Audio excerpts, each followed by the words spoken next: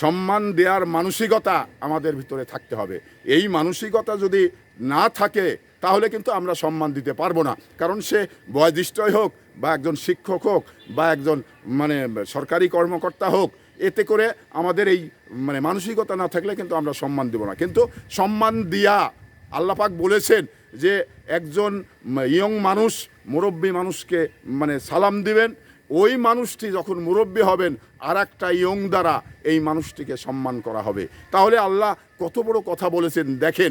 আমরা এমনই একটি অকৃতজ্ঞ মানুষ যা বয়োজ্যেষ্ঠ মানুষকে, শিক্ষিত মানুষকে, একজন শিক্ষককে আমরা সম্মান দিই না। কারণ রাজনৈতিকভাবে ভাবি যে উনি আমার এন্টি পক্ষ, উনি আলাদা দল করেন, যার কারণে আমরা তাকে সম্মান দিই না। কিন্তু দল মত সব ঊর্ধ্বে রেখে একজন জ্ঞানী মানুষকে সম্মান করতে হবে, এটা মানুষের দায়িত্ব রয়েছেন।